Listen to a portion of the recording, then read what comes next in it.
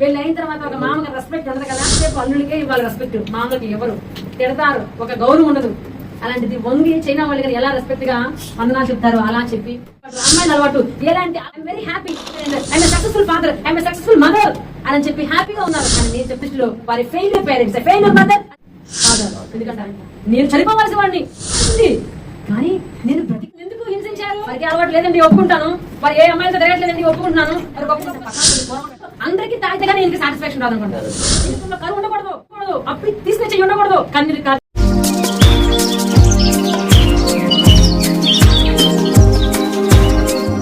పరిశుద్ధ గ్రంథంలో నుంచి నిర్గమాకాండం 18వ అధ్యాయం 17వ వచనం.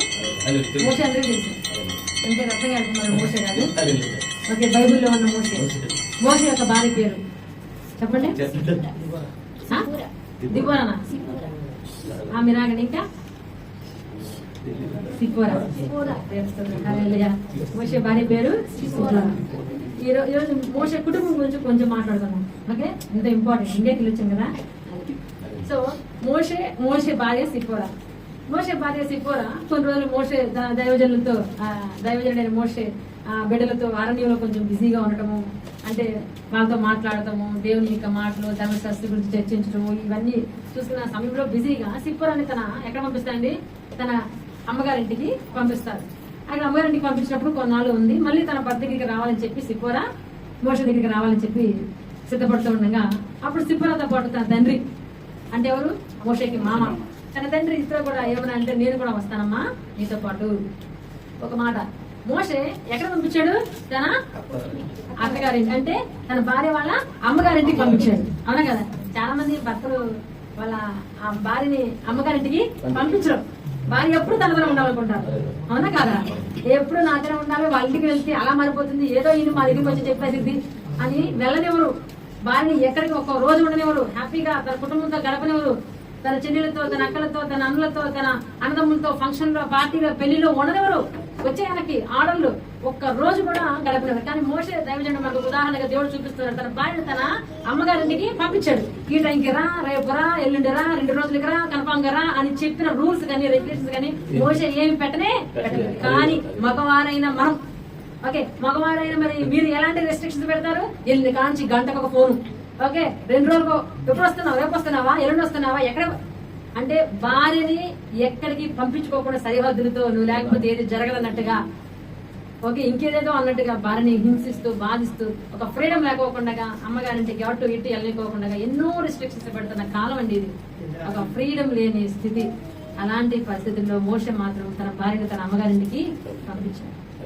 అలా ఉండాలి ఈరోజు మగవారు. ఎలా ఉండాలండి? భార్యని తన అమ్మగారింటికి పంపించేటట్టుగా ఉండాలి. ఓకే, ఏం బ్రదర్? ఓ రాజు మా వస్తారు, తెలుస్తుందిరా, వదిలిపెట్ట మిమ్మల్ని. వాళ్ళ ముచ్చట తీరిన తర్వాత, వాళ్ళు హ్యాపీగా అయిపోయి ఉన్న తర్వాత కంపల్సరీ తిరిగి వాళ్ళ గృహానికి వారు. అయితే నేను మా భర్త దగ్గరికి వెళ్ళాలని చెప్పి సిబ్బర బయలుదేరినప్పుడు, సిబ్బరతో పాటు నీతో పాటు నేను కూడా వస్తానమ్మా తోడుగా అని చెప్పి ఎవరండి, తన తండ్రి ఇద్దరు కూడా వచ్చాడంట వ్యవస్థ. ఇప్పుడు ఎవరు వచ్చారంటే తన భార్య, తన బిడ్డలు, తన మామ. మోషే దగ్గరికి వచ్చినప్పుడు మోషే ఎలా రిసీవ్ చేశాడు, తన మామని వంగి దండం పెట్టుకుని, ఓకే, వంగి ఇలా నమస్కారం చేసి, మనం ఎలా నమస్కారం, అదేముండదు అనుకో, పెళ్లి చూపుల్లోనే నమస్కారం. పెళ్లి అయిన తర్వాత ఒక మామకి రెస్పెక్ట్ ఉండదు కదా, పిల్ల వాళ్ళ నాన్నకి రెస్పెక్ట్ ఉండనే ఉండదు, ఒక మర్యాద ఉండదు.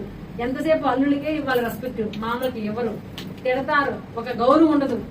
అలాంటిది వంగి చైనా వాళ్ళు గారు ఎలా రెస్పెక్ట్ గా వందనాలు చెప్తారు అలా చెప్పి గౌరవించి చక్కగా లోపలికి తీసుకెళ్ళాలంట. ఇంట్లో అని తన మామని తీసుకెళ్ళినప్పుడు చాలా సంతోషం, ఆనందంతో మరి వాళ్ళు హ్యాపీగా ఆ మోషే దగ్గరికి చేరిన తర్వాత ఒక రోజు ఏమవుతుందంటే బ్రేక్ఫాస్ట్ తిన్నాడు ఎవరు, మన మోషే గారు బ్రేక్ఫాస్ట్ చేసి బయటకు వెళ్ళారు పని మీద.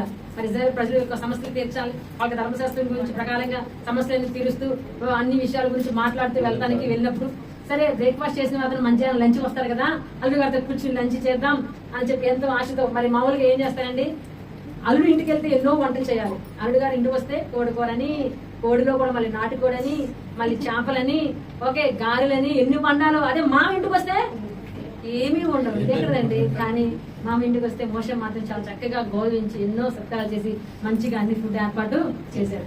మన తల్లిదండ్రుల్ని ఎలా చూసుకోవాలి అల్లుళ్ళు? చాలా గొప్పగా చూసుకోవాలన్నమాట. దేవుని హల్లెలూయా. సో ఆ పరిస్థితిలో సరే మామ ఎంతో ప్రేమ త్వరగా వస్తే కలిసి తిన్నామని చెప్పి ఎదురు చూస్తా ఉన్నారు. లంచ్ అంటే మధ్యాహ్నం అయింది, భోజనానికి రాలేదు. ఏం రాలేదంటే సరే మరి సాయంత్రం స్నాక్స్ కదా వస్తారా అంటే సాయంత్రం కూడా రాలేదు.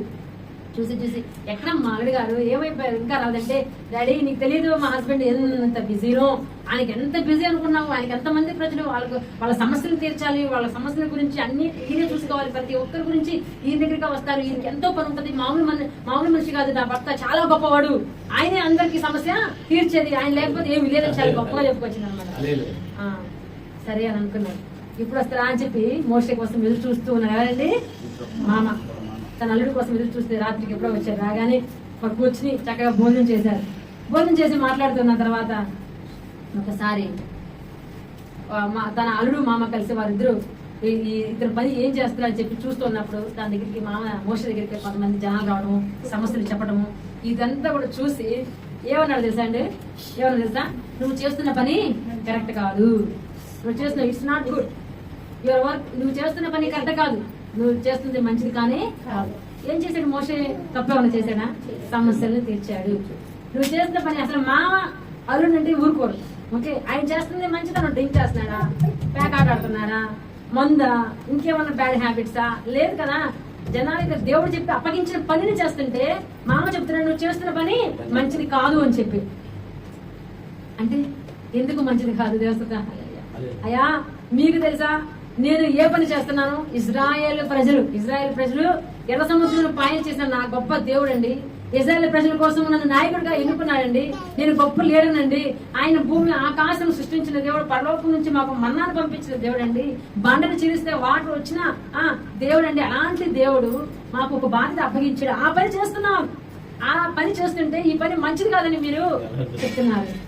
అప్పుడు ఏమన్నా తెలుసా? ఇద్దరు ఇవన్నీ నువ్వు చదువుతున్నావు కదా, నీ దేవుడు ఇద్దరు ఎవరంటే మిద్యానీయుడు, ఆయన ఒక అన్యుడు. ఎవరండి? అన్యుడు. ఈ మిద్యానీయులు ఎక్కడి నుంచి వచ్చారు అన్నదంటే అబ్రహాం సంతానం ఉంది కదా. అబ్రహాం ఎవరు? సారా, ఆగర్, కెతూరా ద్వారా వచ్చే సంతానమే మిద్యానీయులు. ఈ మిద్యానీయుల్లో ఒక ఈ ప్రజలకి న్యాయాధిపతిగా ఉండేవారు ఇత్రో. అంటే ఇత్రో తెలుసు అనమాట, ప్రజలు ఎలా డీల్ చేయాలి, ఎలా మేనేజ్ చేయాలి, ఏ విధంగా సమస్యను పరిష్కరించాలి అని. అప్పుడు ఇత్రో చెప్తున్నప్పుడు నీ దేవుడు ఇంత గొప్పవాడని నువ్వు చెబుతున్నావు కదా, నీ దేవుడు నా దేవుడు కన్నా గొప్పవాడని నాకు తెలుసు. ఎందుకంటేమో నీ దేవుడు అంతకుడుగా ఉండి ఒక అతన్ని మర్డర్ చేసి అలాంటి వాడిని మార్చేసి గొప్పవాణిగా చేసిన వాడు నా కళ్ళతో నేను చూసినాడు. ఎవరినో అంత మర్డర్ చేసి నా దగ్గరకు వచ్చావు, నువ్వు మారిన తర్వాత నా కుమార్తె నీకు ఇచ్చిన వివాహము చేశాను, కళ్ళతో చూసిన వాడు అంత గొప్ప దేవుడు అని చెప్తా. ఆ దేవుడి గురించి నేను చెప్తున్నాను. నీకు ఇచ్చిన బాధ్యత సులువుగా ఇలా చేస్తే కుదరదు, నా కుమార్తె అయిపోవాలి, నా బిడ్డ ఎంత ఎదురు చూస్తా ఉంది, ఇలా కుదరదు, నేను ఎలా చెప్తాను నువ్వు అలా ఒక్కసారి ఏమని చెప్తాండి? 10 మందికి ఒకరిని, 50 మందికి ఒకరిని, 100 మందికి ఒకరిని, 1000 మందికి ఒకరిని ఒక లీడర్గా పెట్టు. చిన్న సమస్యలు అయితే వాళ్ళే తీర్చుకోవాలి. 10 మందికి ఒక లీడర్ ఉంటాడే అతను, 100 మందికి ఒక లీడర్ ఉంటాడే అతను, 1000 మందికి ఒక లీడర్ ఉంటాడే అతను. వాళ్ళు కూడా తీర్చలేని సమస్యలు ఉంటాయి, నీ దగ్గరికి రావాలి. ఇది ఈ విధంగా నువ్వు చెయ్యి, నీకు తేలిగ్గా ఉంటది, కష్టం ఉండదు, ఇంత భారభరితంగా నీకు ఉదయం చెప్పగలను. సరే, ఆ రోజు నుంచి తన మామ చెప్పినట్టుగా చేశాడు. దేవుడు హల్లెలూయా. తన మామ మాట విన్నాడు కదా, విన్నాడా లేదా? ఒక్కసారి మామ చెప్పిన మాట విన్నాడు, దాన్నే ఫాలో అయిపోయాడు. మనము కూడా ఏం చేయాలంటే దేవుడి మాట వింటే ఏం చేయాలండి? విని ఫాలో అయ్యేటట్టుగా ఉండాలి. అహంకారులుగా మనం ఉండకూడదు, వినని వారికి మనము ఉండకూడదు. దానితోకి ఒకసారి నాతో వచ్చి చెప్పాడు, నువ్వు చేస్తుంది తప్పు అని శిరస్సు వంచి తన తప్పు తెలుసుకుని మళ్ళీ ఆ తప్పు చేయకోకుండా కదా దావీదు ఉన్నాడండి. ఏ రోజు కుమార్తె తప్పు చేసినప్పుడు ఆ కుమార్తెతో ఏమన్నాడంటే, బాప్తిస్మా యోహాను నువ్వు చేస్తున్నది తప్పు, ఒకరిని మోసం చేసి ఇంకొకరిని వివాహం చేసుకుంటున్నావని చెప్పి అది నువ్వు చేస్తున్న తప్పు అనగానే ఏం చేశారు? బాప్తిస్మా యోహాన్ని చెరసాల వేసి తలనే తీసివేశారు.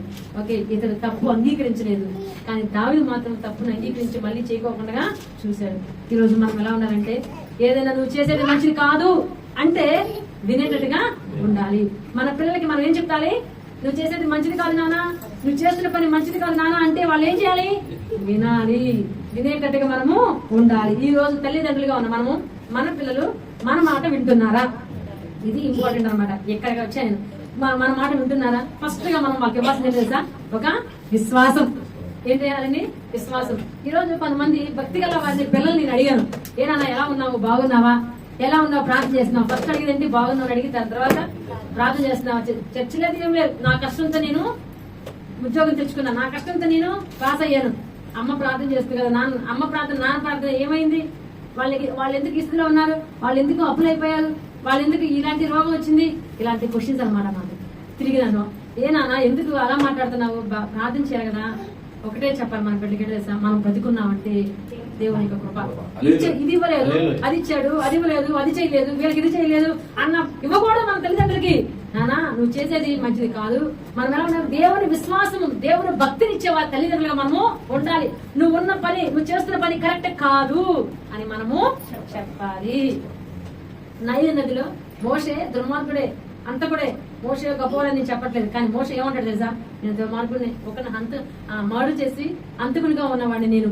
అయితే నన్ను మాత్రము నైలు నదిలో, మా అమ్మ నైలు నదిలో ఒక బాక్స్ లో పెట్టి నన్ను వదిలేసినప్పుడు పడిపోకుండా, మునిగిపోకుండా బ్రతికున్నానంటే దేవుని యొక్క, ఎవరినో హంతకుండా చేసి ఇక్కడికి వచ్చి మళ్ళీ నాయకుడుగా ఉన్నానంటే దేవుని యొక్క కృప.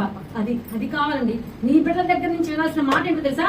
అది నీ బిడ్డల గురించి, నీ బిడ్డల దగ్గర నుంచి, నీ కుమార్తె దగ్గర నుంచి నువ్వు వినాల్సిన మాట అది. ఈ రోజు ఆ మాట వినట్లేదు నేను. ఇప్పుడున్న యూత్, ఎస్పెషల్లీ ఇండియాలో, మన పిల్లలందరూ ఎక్కడున్నారు? ఇండియాలో ఈ మాట లేదు. ఇండియాలో భక్తుల పిల్లలు ఏంటి, భక్తులు కాని వారి పిల్లలు ఏంటి, ఈ మాట లేదు. నేను బ్రతుకున్నానంటే దేవుని కృప అంటలేదు. నాకు ఉద్యోగం రాలేదు, ఎక్కడ దేవుడు? నాకు పని లేదు, నాకు ఎక్కడ దేవుడు? మా ఇల్లు ఎందుకు, ఎక్కడ నా దేవుడు? నా తల్లి ఇలా ఎందుకు అయిపోయింది, నా తండ్రి ఇలా ఎందుకు అయిపోయింది? నా questions. Fail as a parents గా తల్లిదండ్రులు ఫెయిల్ అయిపోయారు. వాళ్ళు అనుకుంటున్నారు నా బిడ్డలు ఒక అబ్బాయి నేను చాలా హ్యాపీగా ఉన్నాను. ఎందుకంటే హ్యాపీగా ఉన్నానంటే నా బిడ్డలు మంచిగా సెట్ అయ్యారు, అన్నిటికీ 10% గొప్ప ఉద్యోగాలు చేస్తున్నారు.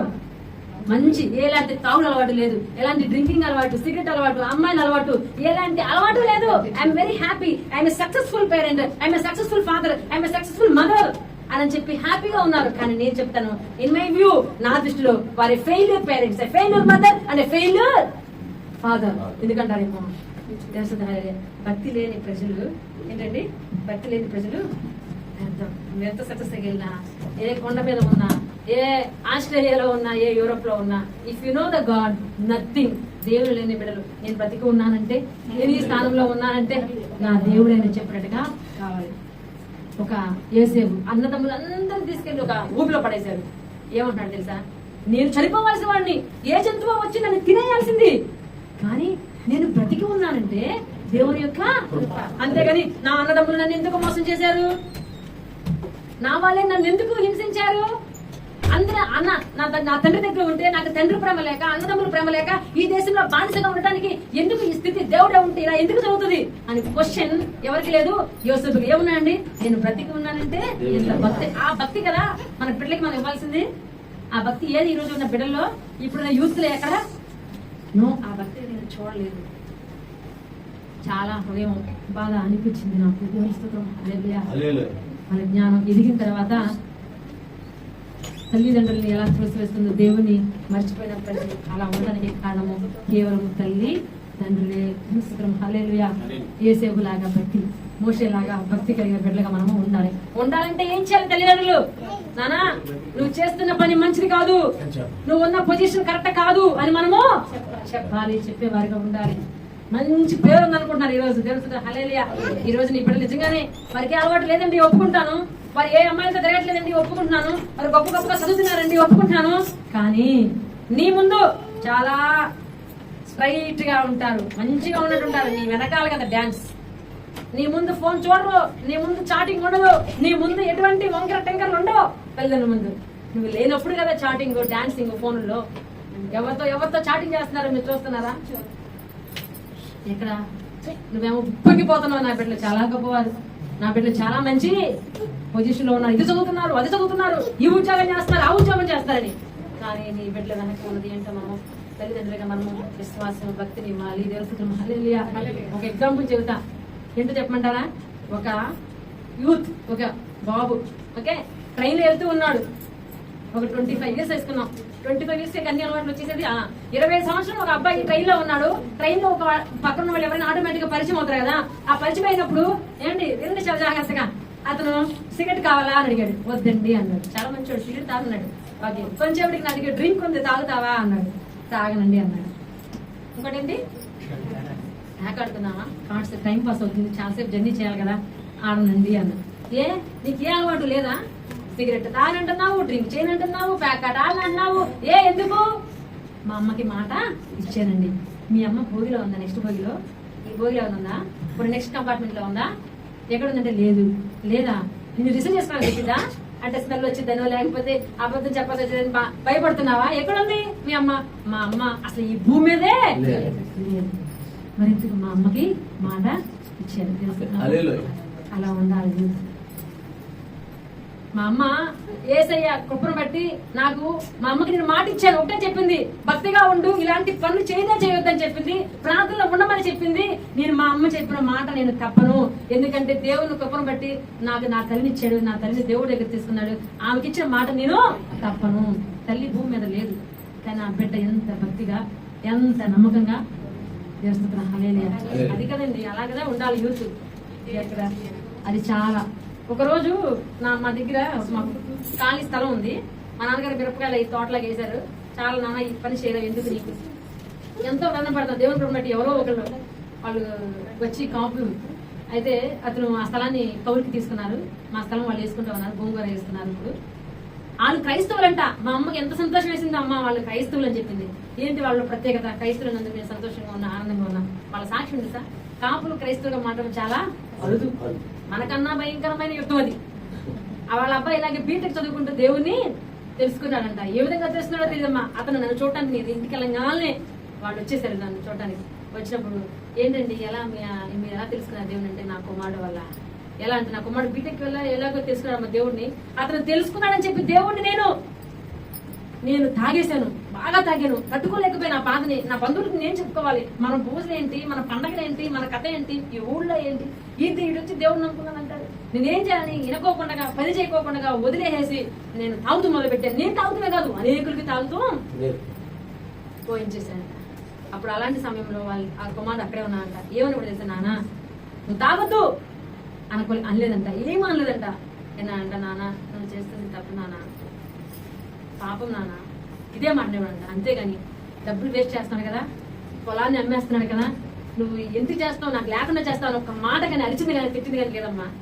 నా బిడ్డ విషయంలో నేను చూశాను, ఏ రోజు నన్ను అనలేదమ్మా. దాని తర్వాత ఏంటి అని చెప్పి నేనే ఆలోచించి, నా కుమారుడు ముందు ఇంత చెడ్డగా నేను బిహేవ్ చేస్తున్నాను, నా కుమారుడు ఒక మాట కూడా నన్ను ఏం అనలేదు, ఇంత వేస్ట్ చేస్తున్నా కూడా డబ్బు. తండ్రి తాగుతున్నాడు, కొడుకేమో తాగడం లేదు.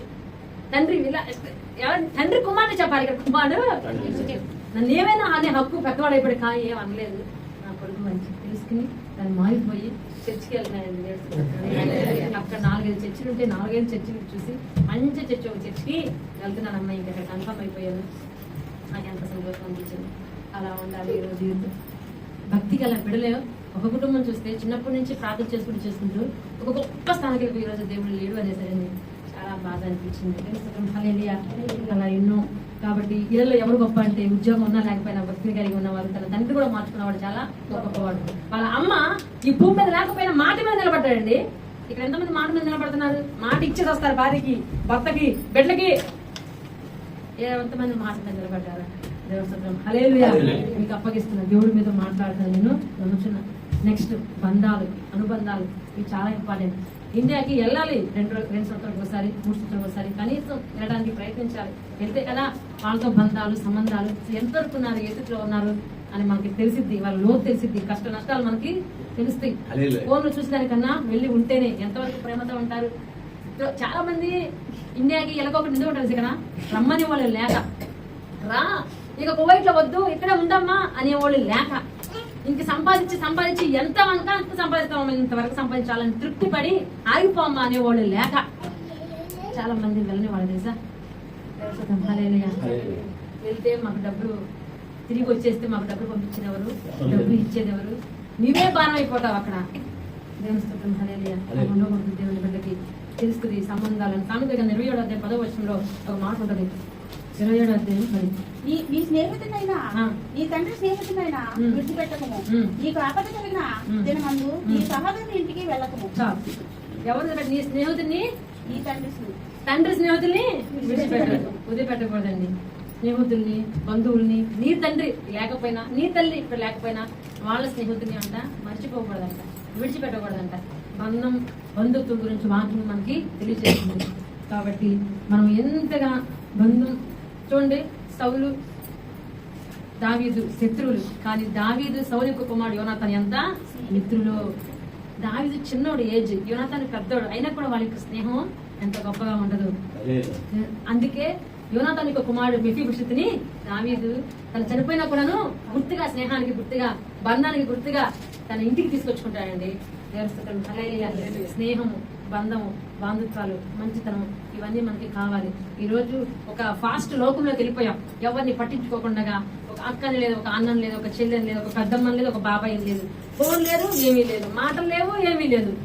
నాతో మాట్లాడేవాళ్ళే నా వాళ్ళు కాదు. మనం అందరి వారమై ఉండాలి, అందరూ మనతో మాట్లాడే వాళ్ళే ఉండాలి, మనం అందరి వారమై ఉండాలి, అందరికి అందుబాటులో మనము ఉండాలి. కంపల్సరిగా దేవుడు వాక్యాన్ని నెరవేర్చినట్టు మనము ఉండాలి. నెక్స్ట్, భౌతిక ఆస్తులు మనం ఇవ్వాలి.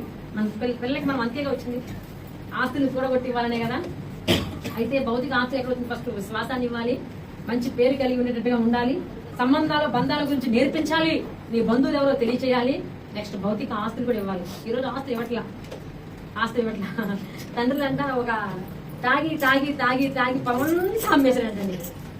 ఒక ఎంత ఉంది తెలిసి, ఇప్పుడు ఒక ఎకరంలో 6 ఎకరం పొలం ఉంది, ఓకే, 30 సెంటు 40 సెంటు ఉంది, అంత కూడా లేదు. అంత ఉంటే దాని చుట్టూ అమ్మేసుకొచ్చాడు. ఇప్పుడు అది హైవే పడిపోయి కోట్ల రూపాయలకి వెళ్ళిపోయింది, ఒక్కొక్కటి 10 కోట్లకి వెళ్ళిపోయింది.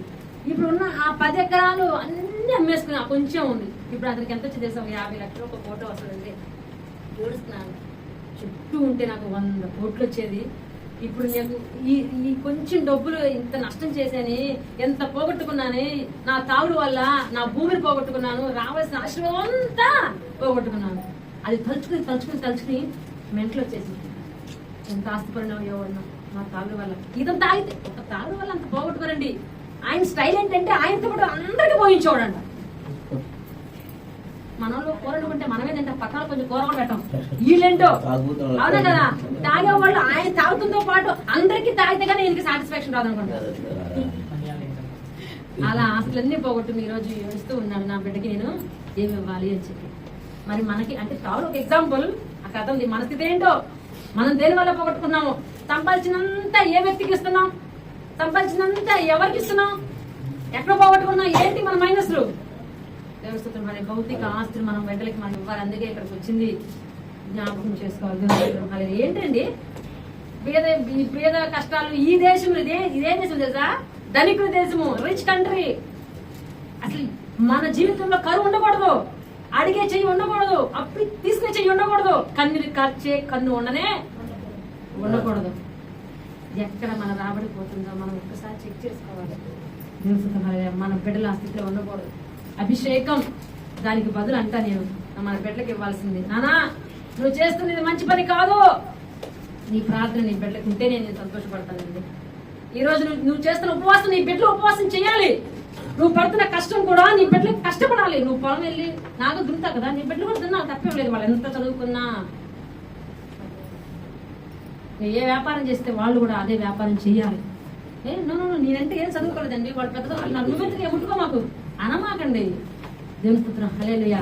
వాళ్ళు కూడా చదవాలి, వాళ్ళు కూడా కష్టపడాలి. నువ్వు ఏ కూలి పని చేసావు ఆ కూలి పని వాళ్ళు చేయనివ్వండి. దయచేసి నువ్వు చర్చిలో ఏ పని చేసావు వాళ్ళు కూడా అదే చర్చిలో ఆ పని చేయనివ్వండి. వాళ్ళు ఏ చర్చికి వెళ్తారో ఆ చర్చికి.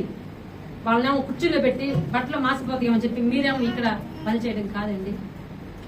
నీ ప్రార్థన వాళ్ళకి ఉండాలి, నీ విశ్వాసం వాళ్ళకి ఉండాలి, నీ ఉపవాసం వాళ్ళకి ఉండాలి. నువ్వు పాడుతున్న పాట, ఆత్మీయత, సమస్తం everything should transfer to the your generation. Next generation నీ పిల్లలకి వెళ్ళాలి. ఇది మాత్రం కంపల్సరిగా మన పిల్లలు మనం ఉండాలి. చూడండి, అబ్రహాంకి సారా బిడ్డలు ఉన్నారు, అబ్రహాం భార్య హాగర్కి పిల్లలు ఉన్నారు, అబ్రహాం భార్య కెతురా పిల్లలు ఉన్నారు. కానీ ఆత్మీయత, ప్రార్థన ఎవరికి వెళ్ళింది? ఆస్తులు అందరికీ పంచాడు. ఇస్సాకి ఇచ్చాడు, హాగర్ ఇస్మాయిల్కి ఇచ్చాడు, కెతురా ఇద్దనీలకి ఇచ్చాడు. కానీ ప్రార్థన ఎవరికి వెళ్ళింది? ఆత్మీయత ఎవరికి వెళ్ళింది? ఈ ఆస్తి ఎవరికి వెళ్ళింది? ఒక్క ఇస్సాకే. హల్లెలూయా. నువ్వు అలా ఉండాలి. ఈ రోజు అది కావాల్సింది. ఏలి తన బిడ్డలకి ఇవ్వాలి ఆత్మీయత. మెడ విరిగి చనిపోయాడు. తన బిడ్డలు కూడా చనిపోయారు. ఆ పరిస్థితి మనకు ఉండకూడదు. హల్లెలూయా. ఏంటండి ఎంత ప్రార్థన చేసినా మారట్లేదండి. నాది అదే, కానీ ఆపకూడదు. ఉదాహరణ చెప్పమంటారా? లోకస్వార్త 18:1 తర్వాత చదువుకోండి. ఒక మాట ఉంది, ఒక స్త్రీ విడో ఎదవరాలు తనకి న్యాయం జరగాలని చెప్పి ప్రతిరోజు వెళ్తుంది కదా ఒక న్యాయాధిపతి దగ్గరికి. అతను యాక్చువల్ గా న్యాయం చేసేవాడు కాదు, అన్యాయం చేసేవాడు. సొమ్ము తీసుకుని న్యాయం చేస్తాడు, లంచం తీసుకుని న్యాయం చేస్తాడు, గొప్పవారికి అయితే చూస్తాడు. ఈ వీడియోని ఎవరు పట్టించుకుంటారు? ఎవరు లేరు, ఒంటరిది. పద్దాకా ఆమెను ఎవరు ఏమన్నా సొమ్ము ఇస్తుందా, కాసులు ఇస్తుందా, డబ్బులు ఇస్తుందా, పోనీ ఇంకేమన్నా ఏమీ లేని ఆవిడ ఎవరు పట్టించుకుంటారండి? ప్రతిరోజు వెళ్ళేది వచ్చేది, న్యాయం దొరికేది కాదు. పోనీ ఈమె తరపున వాదించడానికి లాయర్ ఎవరు ఉన్నారా? No one. అటువంటి స్థితిలో ఆపలేదు ఆమె వెళ్ళడం. నా పక్షాన్ని ఎవరు లేరే, నేను అడిగితే వినేవారు లేరే, నా ప్రార్థన నా మొదలు ఆలకించడానికి ఎవరు లేరే, అసలు నాతో మాట్లాడడానికి ఇష్టపడరు, గేట్ దగ్గర నుంచి అటే పంపించేస్తారు. అయినా అదేంటో ఆమె ఆపలేదండి. ఆమె వెళ్ళటము న్యాయాధిపతి దగ్గరికి ఆమె ఆపలేదు. ఆమెను ఎవరు చూడరు, ఆమెను ఎవరు మాట్లాడరు, ఆమెను ఎవరు పట్టించుకోరు, ఆమెను ఆలకించరు, ఆమె వైపు చూపు కూడా చూడరు. అయినా ఆమె వెళ్ళడం ఆపలేదు, అడగడం ఆపలేదు. కీప్ ఆస్కింగ్, కీప్ నాకింగ్ ఉంది, అడుగుతాకి వెళ్తూనే ఉంది, దాని గురించి ఆలోచిస్తూనే ఉంది. రోజు రోజు రోజు రోజు రోజు ఒక రోజు ముందు ఆమెను పంపించండి రా బాబు, అటాక్ చేస్తుంది. ఇదే అటాక్ రోజు ముందు ఆవిడ ఇక్కడి నుంచి పంపించేయండి, నేను చూడకూడదు ఇంకో రోజు. రోజు ఇదే ఆయన ఆవిడకి న్యాయం చేసి పంపించారంట. గాడ్ ఈస్ టెల్లింగ్, ఆన్సర్ చేయని వ్యక్తి, సమాధానం చెప్పని వ్యక్తి, మాట్లాడితే ఇష్టం లేని వ్యక్తి, ఆమెకి న్యాయం చేయని వ్యక్తి కూడా న్యాయం చేశాడంటే, రాత్రి పగలు నువ్వు దేవుని దగ్గర మొర పెడుతుంటే నీకు నేను చేయనా? రాత్రి పగలు నా దగ్గర నువ్వు కన్నీరు కాల్స్తుంటే నీకు కార్యం ఇంకెంతగా గొప్పగా జరుగుతాయి. దేవుడు చెప్పిన హల్లెలూయా. మన దేవుడు మార్చేవాడు, గొప్ప కార్యాలు చేసేవాడు, నీతో నాతో ఉండేవాడు. ఆయన అన్యాయస్తులు కానీ కాదు. ఎక్కడన్నా తప్పు ఉందంటే మనలోనే, లోపం ఉందంటే మనలోనే. మన భక్తి, మన ప్రేమ, ఆయన మనం ప్రేమించడం వల్ల ఆయన ఇవ్వడం లేదు, ఆయన మనల్ని ప్రేమిస్తున్నాడు కాబట్టి మనకు విస్తారమైన ఆశీర్వాదములనే ఇచ్చాడు. కాబట్టి ఆమెనే పట్టించుకున్న వారి దేవుడు నిన్నెందుకు పట్టించుకోడు? గొప్ప కార్యాలు ఈ రోజు నుంచి ప్రార్థన చేయండి. ఈ రోజు నుంచి చేతి పెట్టండి. ఈ రోజు నుంచి నీ బిడ్డలు కాకపోతే బిడ్డలు, నీ మనవాళ్ళు అయితే మనవాళ్ళు, మనవరాళ్ళు అయితే మనవరాళ్ళు, కుమారులు అయితే కుమారులు, నా బిడ్డలు అనండి, నా బిడ్డలు భక్తితో ఉంటారు, తాగరు, నన్ను మోసం చేయరు, ఫోన్ లో పాపం చేయరు, సిగరెట్ కాల్చరు, కాకాట ఆడరు, వస్తున్న రాబడిని అన్యాయంగా మోసపోరు, ఎవరి చేతిలోనూ పెట్టరు, ఎవరికి అప్పగించరు, భక్తితో ఉంటారు, భయముతో ఉంటారు, ప్రేమతో ఉంటారు, బంధముతో ఉంటారు. ఆమేన్. ప్రార్థన చేసుకుందాం.